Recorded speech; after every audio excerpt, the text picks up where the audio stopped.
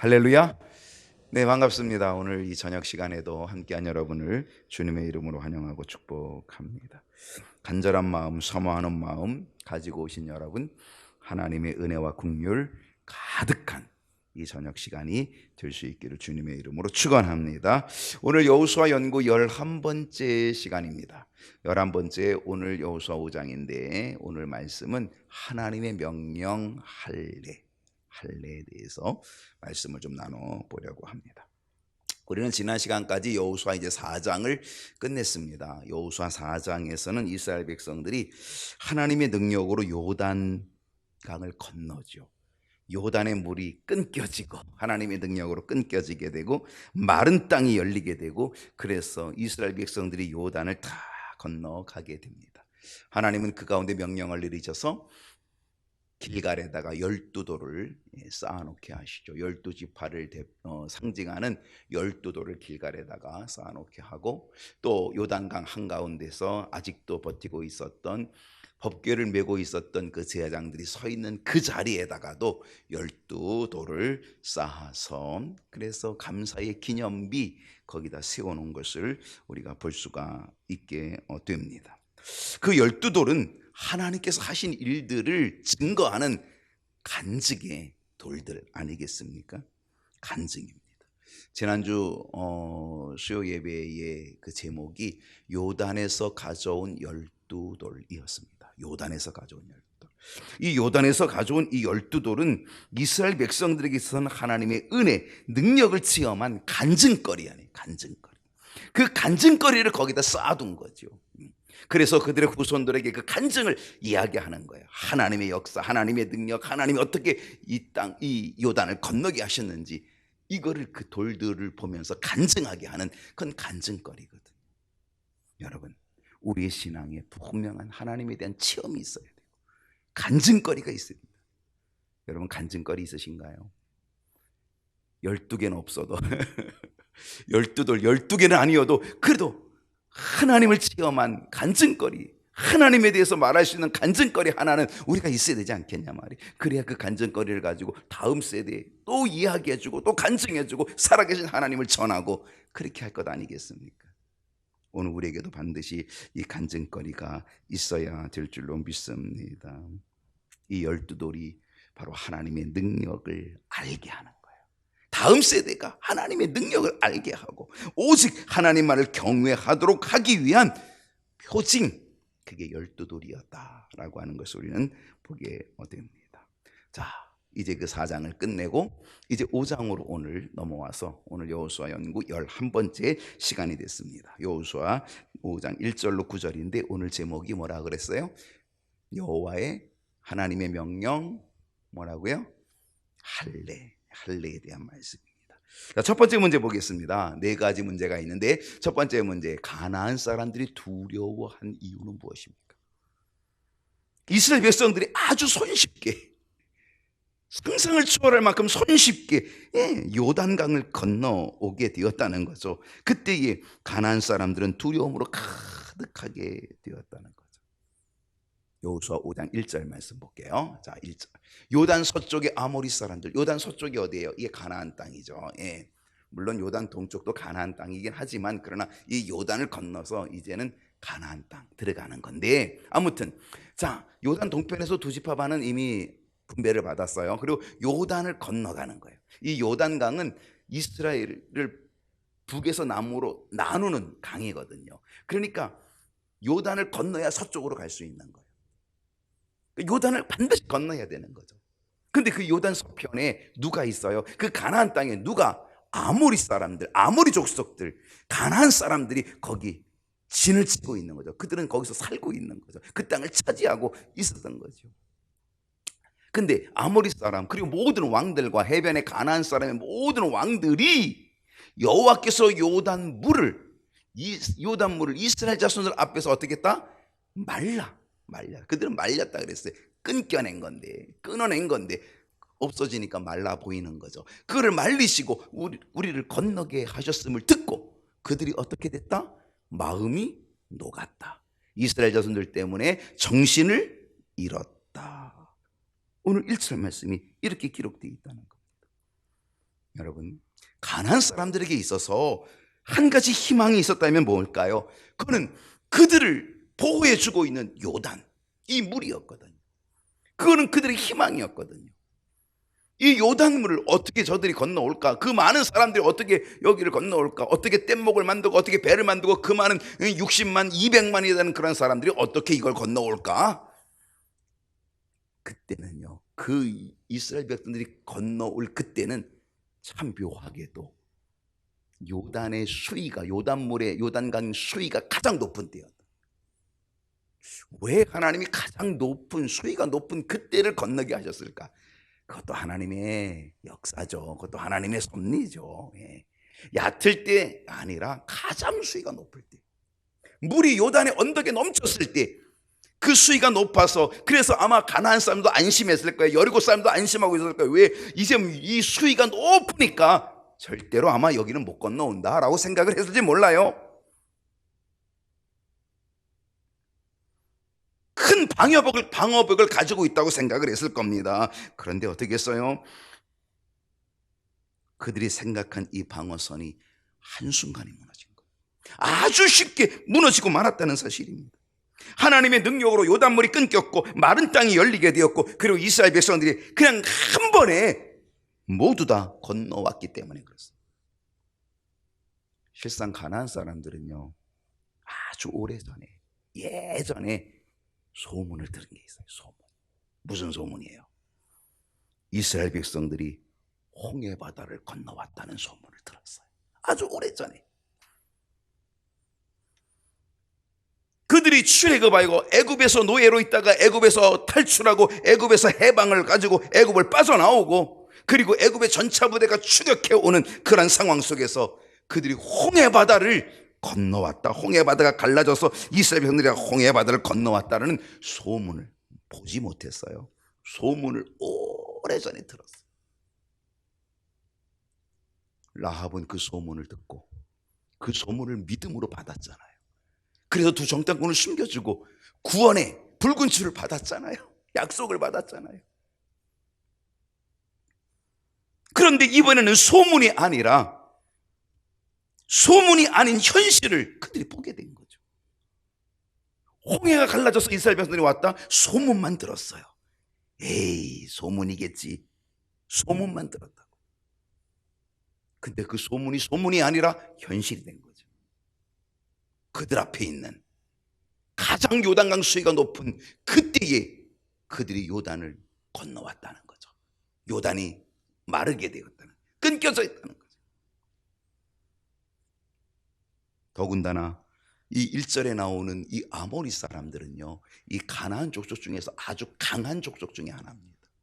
물론 아낙 자손들도 강하고 이 아모리 사람들 아주 강력한 족속이었습니다. 그런데 이 가나안 땅에서 강력한 족속이었던 이 아모리 사람들이 지금 어떤 모습을 하고 있어요? 그들이 마음이 녹았다는 거예요. 그들이 정신을 잃었다는 거예요. 여러분, 한마디로 그들은 뭐예요? 완전히 넋이 나간 거예요. 맥이 풀린 거예요. 그 이유가 뭘까요? 하나님의 능력을 보았기 때문인 거죠. 상상할 수 없는 능력, 요단이 끊겨지고 그것을 그들이 단순간에 한 번에 그렇게 급하게 건너온다라고 하는 것, 이거는 상상도 할 수 없는 일, 하나님의 능력이었던 거죠.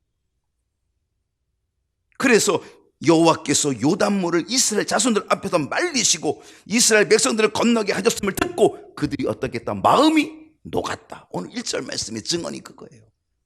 마음이 녹았다. 아모리 족속, 가나안 족속들은요, 하나님의 능력을 두려워했다는 거예요. 하나님의 능력이 이스라엘 백성들과 함께하고 있다는 사실을 보면서 두려워했던 거죠. 그래서 하나님을 두려워하고 하나님의 능력으로 함께하고 있는 이스라엘 백성들 두려워해요. 그래서 그들 때문에 정신을 잃어버리고 있다는 거예요. 로마서 8장 31절을 보게 되면요, 그런즉 이 일에 대하여 우리가 무슨 말하리요? 그 다음 말씀이 너무 멋져요. 만일 하나님이 우리를 위하시면 누가 우리를 대적하리요? 할렐루야. 만일 하나님이 나를 위하시면, 하나님이 큰 능력의 손길을 내게 펼쳐주시기만 하면 누가 우리를 대적하리요? 하나님이 막아주시면 누가 우리를 대적하리요? 여러분, 하나님의 능력이 우리와 함께하면 모든 사람들이 우리를 보고 그들의 마음 녹아질 것이고 그들이 정신을 잃어버리는 그런 역사가 일어나지 않겠습니까? 하나님이 나와 함께 하시는 걸 보면, 하나님이 나와 함께 하시는 그 역사를 보면 그걸 보는 세상의 사람들이 정신을 잃어버릴 것이고 마음이 녹아내리는 역사가 나타나게 된다라고 하는 거죠. 여러분, 하나님의 능력이 이스라엘 백성들에게 있었던 것처럼 오늘날 우리들에게도 하나님의 능력이 임해야 될 줄로 믿습니다. 세상 사람들이 우리를 보고, 아니 사탄의 권세가 우리를 보고 오히려 그들의 마음이 녹고 간담이 녹는, 정신을 잃게 되는 놀라운 역사가 일어날 수 있게 되기를 축복합니다. 이 일이 일어나야 되죠.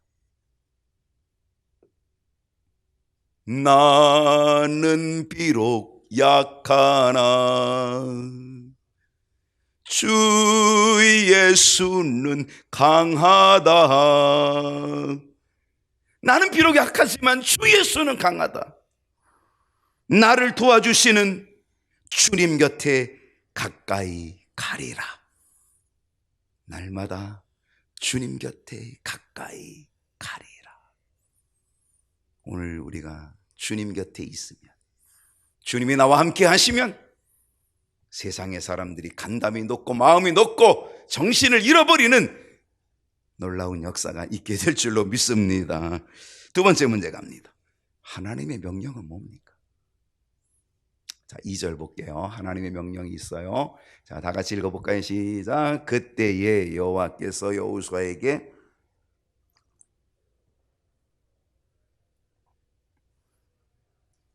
부싯돌을 가지고 칼을 만들어서 이스라엘 자손들에게 뭐를 행하라? 할례를 행하라. 그런데 할례를 행하는데 그 앞에 단어가 하나 있어요. 다시. 이 단어가 참 중요한 거예요. 이스라엘 자손들에게 다시 할례를 행하라. 여러분이 다시라는 이 말을 꼭 좀 한번 기억해 주셨으면 좋겠습니다. 하나님이 여호수아에게 내린 명령은 뭡니까? 그것은 바로 이스라엘 백성에게 할례를 행하라는 겁니다. 부싯돌을 가지고 칼을 만들어 할례를 행하는데 다시 할례를 행하라. 여러분, 할례가 뭐예요? 할례는 남자의 성기의 표피를 잘라내는 거예요. 그게 할례입니다. 하나님께서 이 할례를 언제부터 하게 하셨냐면 아브라함 때부터 하게 하셨어요. 하나님이 택한 민족을 세우실 때 누구를 통해서? 아브라함을 불러내서 아브라함의 후손으로 하여금 택한 민족을 만들어 가셔요. 백세해 주신 아들 이삭을 통해서, 그리고 야곱의 족속을 통해 12지파를 만들고 그 12지파를 통해 이스라엘 민족을 만들어 가신 거죠. 그러기 위해서 아브라함을 택했어요. 그 갈대아 우르 고향 본토 친척 아비집을 떠나게 하여서 하나님이 지시할 곳으로 가라고 하신 그것이 아브라함이었거든요. 근데 바로 그 아브라함을 불러내고 아브라함 때부터 할례를 행하게끔 하셨다. 할례는 하나님께서 하나님의 백성이라고 하는 언약의 표시, 내 백성이라는 거예요. 여러분, 그 서부 영화 보게 되면은요, 탁 쌍권총 나오는 보게 되면 거기 말들이 나와요. 그 말들의 이 엉덩이 쪽에 보면 뭐가 있어요? 낙인이 있어요. 그 낙인은 뭐예요? 내 거야. 자기 가문의 이니셜을 가지고 거기다가 탁 찍는 거죠. 알파벳 뭐 하나를 탁 찍어서 이건 내 거야, 우리 거야 라고 하는 거죠. 내 거, 내 소유라고 하는 그 낙인을 찍는 거죠. 마치 하나님께서 이 할례, 이 남자의 성기의 표피를 잘라내는 이거를 통하여서 그걸 뭐 하는 거예요? 너는 내 백성이야, 내 백성이야 라고 하는 그런 사인이 거기에 들어있는 거죠. 그게 언약의 표시, 약속의 표시, 내 백성이라고 하는 그런 표시가 바로 거기 들어있었어요. 그래서 이스라엘 백성들은 난지 8일 만에 남자들 전부 다 할례를 행하였던 거죠. 이 할례는 이스라엘 백성들에게서 성결을 의미하기도 해요. 왜냐하면 이 할례는 육체적으로 정결하게 할 뿐 아니라 하나님의 백성으로 언약의 표시인 만큼 하나님의 백성들이 하나님의 자녀답게 정결하게 성결하게 살아가야 한다라고 하는 뜻, 그것이 그 안에 들어있는 거죠. 정결한 것, 육체적으로 정결할 뿐 아니라 또한 그의 삶이 하나님 앞에서 정결한 하나님의 백성으로 정결한 삶을 살아가게끔 하는 그러한 뜻이 거기 들어있는 거죠. 그러므로 할례는 이스라엘 백성들에게서 아주 중요한 예식이었다는 거예요. 왜? 그것은 바로 하나님의 백성의 표시, 하나님의 언약의 백성의 표시라고 하는 것으로 그들은 받아들였고요. 그렇게 믿었거든요. 그러니까 그것을 그들은 그대로 받아들여가지고 그래, 할례를 행하면 무조건 하나님 자녀가 돼, 이렇게 되는 거예요. 그러니까 이스라엘 백성들에게서 이 할례는 하나님의 백성으로 인쳐지는 아주 중요한 예식이 되는 거였죠. 그러다 보니까 그들은 어떻게 했어요? 그 할례에 매달렸어요. 정말로 그들이 하나님 앞에 정결하게 사는 것, 그거는 다 뒤로 하고 그냥 우리는 할례만 받으면 다 하나님 백성이 돼, 이렇게 그들은 생각을 한 거죠. 그래서 바울은 훗날 뭐라고 얘기한 거예요? 아니야, 아니야, 이렇게 얘기한 거죠. 바울은 할례에 대해서 뭐라고 얘기했습니까? 육체적 할례, 형식적인 할례, 이거를 뛰어넘어서 영적인 할례 해야 된다, 바로 그거를 가르쳐 준 것이 바로 바울이었습니다. 유대인들은 육체의 할례를 받음으로 하나님의 자녀임을 자랑하고 있었거든요. 그들은 육체로 할례만 받으면 우리는 하나님의 백성이 하나님의 자녀야, 이걸 자랑하고 있고 자부하고 있어서 바로 그때에 바울은 뭐라 그런 거예요? 바울은 형식과 의식이 아니라 육체의 할례보다 더 중요한 것은 할례는 내 마음에 해야 돼, 마음에 해야 돼. 로마서 2장 29절 나왔네요. 오직 이면적 유대인이에요. 바울은 유대인을 둘로 나눴어요. 표면적 유대인, 이면적 유대인. 표면적 유대인은 뭐냐? 형식적 유대인, 그냥 할례만 받고 우리는 유대인이야, 할례만 받고 우리 하나님의 백성이야, 이렇게 말하는 사람은 형식적 유대인. 이면적 유대인은 육체의 할례뿐 아니라 마음의 할례, 진정으로 내 마음의 할례, 회개함으로 정결하게 성결하게 하나님의 백성으로 살아가는 이 마음의 할례가 있는 그 사람, 그게 진정한 유대인이다. 그게 이면적 유대인이다, 진정한 유대인. 그래서 할례는 마음이 할지니 영에 있고 율법 조문에 있지 않다. 율법의 형식에 매이지 마라. 율법의 형식에 매여서 너희들이 그냥 할례 받으면 무조건 너희들이 하나님의 백성이라고 그렇게 말하지 마라. 예수님도 뭐라 그래요?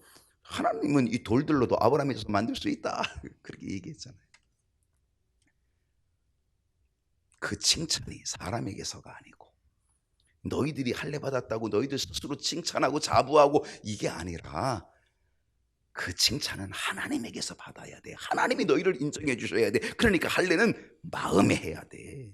이거를 강조한 것이 바울이었던 거죠. 우리 모두 마음의 할례, 영적인 할례 있어야 될 줄로 믿습니다. 하나님이 인정해 주시는 마음의 영적인 할례가 돼야 진정한 하나님의 백성이 되게 될 줄로 믿습니다. 세 번째 문제로 갑니다. 자, 여호수아의 순종이 주는 교훈이 뭡니까? 자, 여호수아의 순종 한번 볼게요. 3절. 자, 하나님이 명령했어요. 할례를 행하라. 다시 할례를 행하라. 부싯돌로 칼을 만들어 할례를 행하라 그랬거든요. 그랬더니 3절에 보니까 어떻게 했어요? 여호수아가 부싯돌로 칼을 만들어 할례산에서, 아마 그때 다 할례를 행하였기 때문에 그 산의 이름을 할례산이라고 이렇게 붙였던 것 같아요. 그래서 할례산에서 이스라엘 자손들에게 할례를 행하니라. 여호수아가 어떻게 했어요? 하나님의 명령에 그대로 순종했다는 거죠.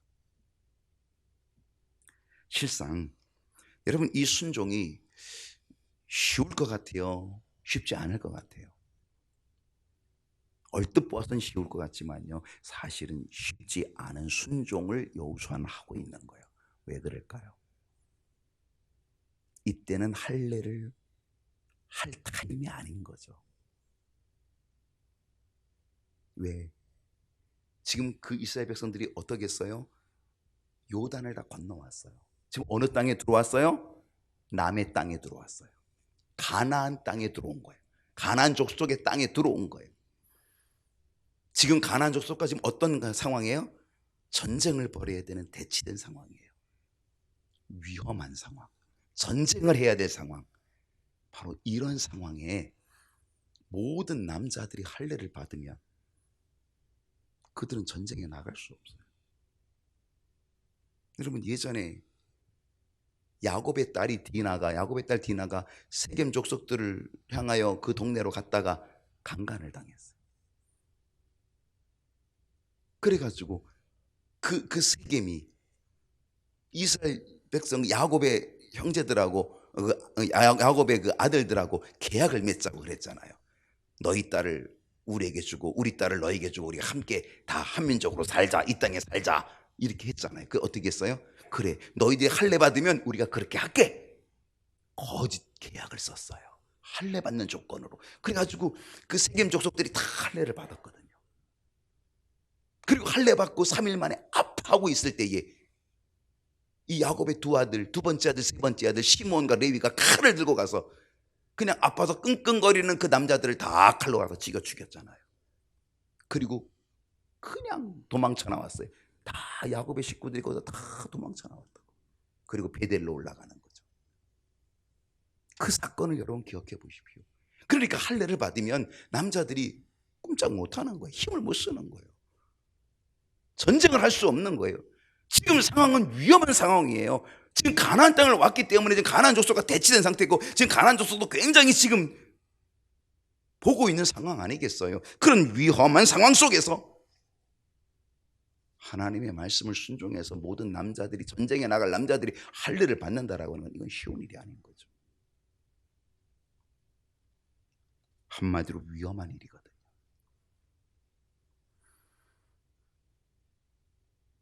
그런데 여호수아는 그런 위험을 감수하고도 이스라엘 백성들이 할례를 행하게 했다는 거예요. 하나님의 명령에 순종했다는 거죠. 왜? 하나님께서 지켜주실 것을 믿는 믿음의 순종이었던 거죠. 이미 여호수아는요, 하나님이 어떤 하나님이신지를 수없이 체험한 사람이 누구예요? 여호수아입니다. 하나님을 경험하는 일이 너무 중요한 거예요. 여러분, 하나님을 체험하셔야 돼요. 하나님을 경험해야 돼요. 하나님이 나에게 어떤 하나님인지를 내가 경험하는 것, 체험하는 것, 이건 너무 중요한 거예요. 여호수아가 이런 위험한 상황에서 순종할 수 있던 것은 하나님이 어떤 하나님인지 그를 체험하고 있어요. 알고 있어요. 경험하고 있어요. 우리가 다 할례를 행해도, 전쟁에 나갈 사람 아무도 없어도 하나님이 방패가 되어주시고 하나님이 막아주신다. 그 하나님을 그는 알고 있는 거예요. 체험하고 있는 거예요. 믿고 있는 거죠. 그러니까 그 위험한 상황에도 여호수아는 순종해서 전쟁에 나갈 모든 남자들을 다 할례를 시키는 거죠.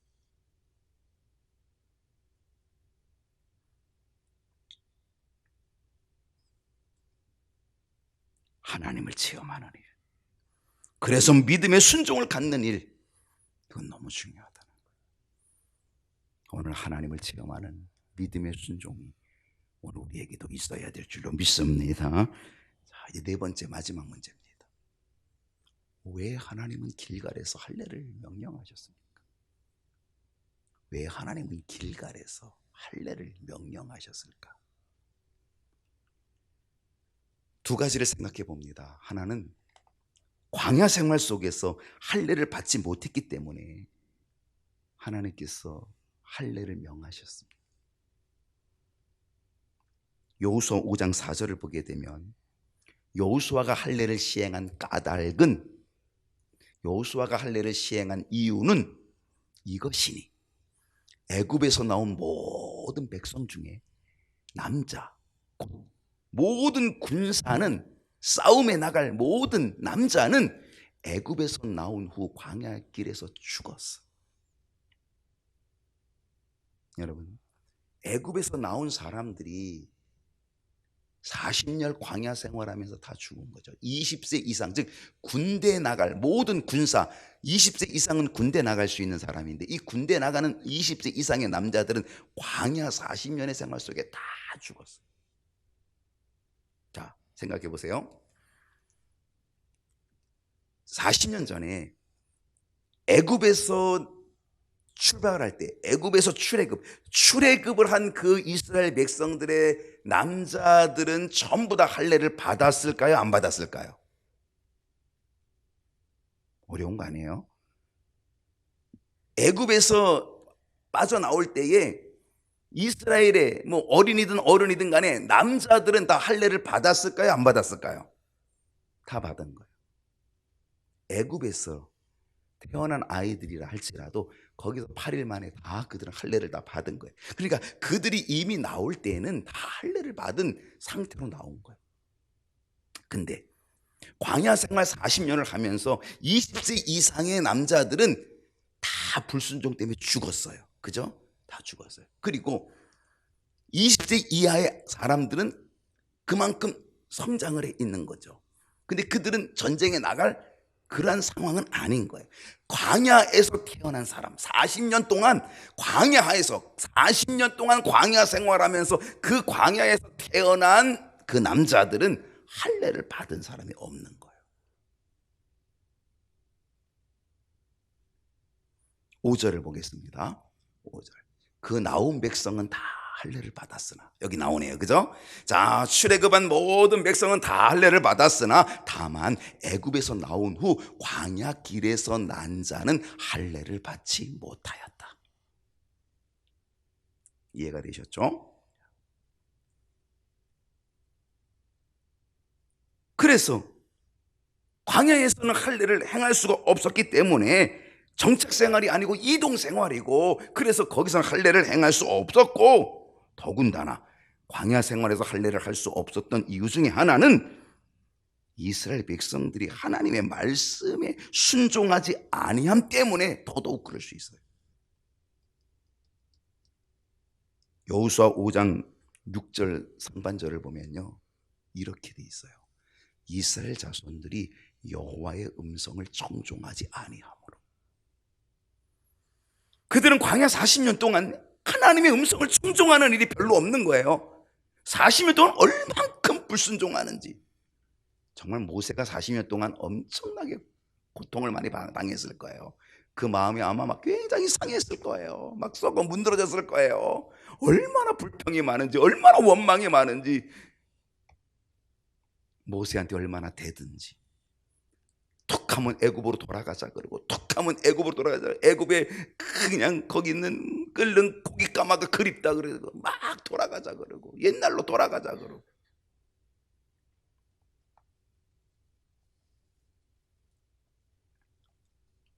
결국은 바로 이 일로 인하여서 할례를 받지 못하는 거죠.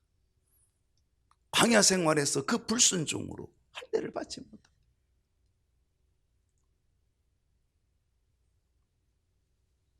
오죽하면은요, 하나님께서 한 번에 할례를 행하게 하실까? 왜 길갈에서 하나님이 할례를 명하셨을까? 또 다른 이유가 하나 있다면 그것은 언약 백성의 회복을 위함입니다. 자, 그런 백성, 근데 다시금 언약 백성의 회복을 갖게끔 하기 위해서 여호수아 5장 7절 말씀을 한번 볼게요. 그들의 대를 잇게 하신 이 자손에게, 자, 이제 광야에서 태어나서 그들의 대를 잇게 하신 이 자손에게 여호수아가 할례를 행하였으니 길에서는 그들에게, 광야에서는 그들에게 할례를 행하지 못하였으므로 할례 없는 자가 되었습니다. 할례 없는 자. 여러분, 이스라엘 백성들에게서 가장 지역적인 건 할례 없는 자, 이거예요. 왜 그들이 이방인들을 무시해요? 저놈들은 할례 없는 자야, 이래서 이방인들을 무시하거든요.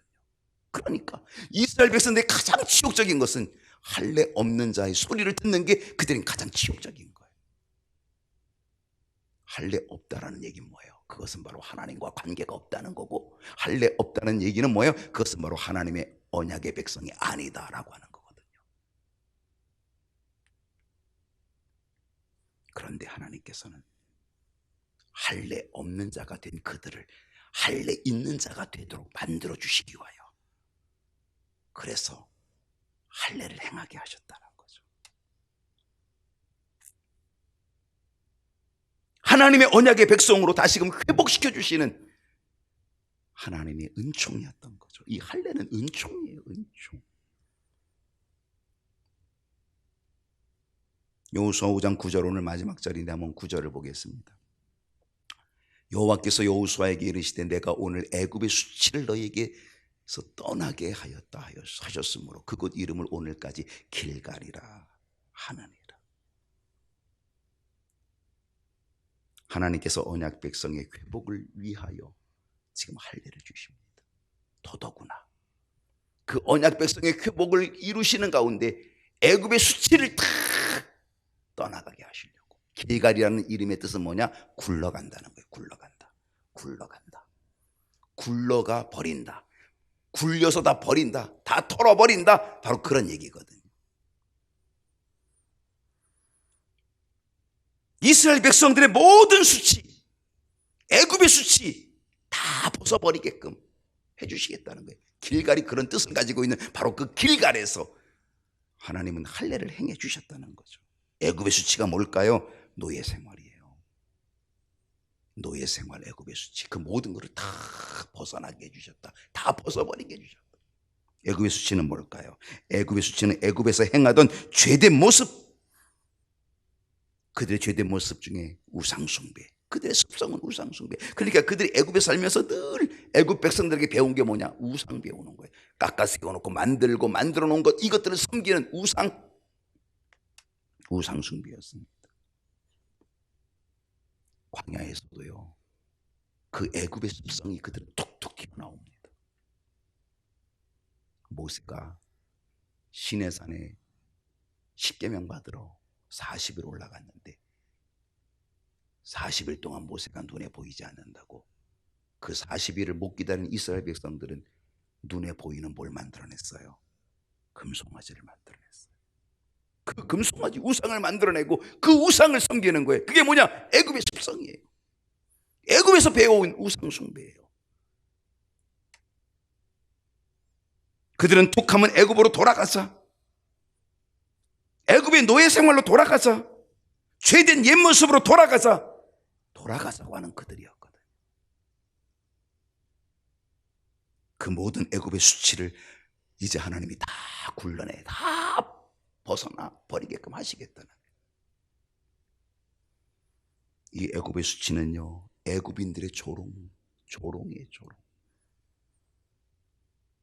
출애굽한 이스라엘 백성들, 애굽 사람들은 뭐라 그래요?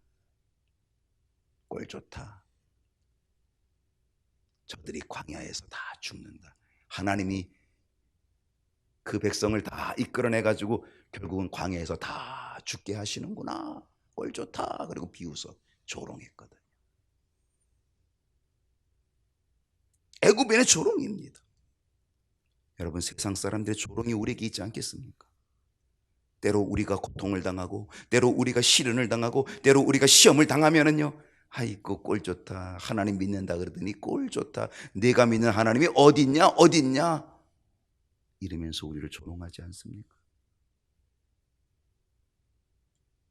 하나님께서는 이 길갈이라는 이곳에서 모든 것을 굴러버리게 하는, 모든 것을 굴러서 다 떠나가게 하는 이 길갈에서 애굽의 모든 수치를 다 굴러가게, 다 벗어나게 하시기를 원해서 바로 이 길갈에서 할례를 행하게 하셨다는 사실입니다. 어떻게?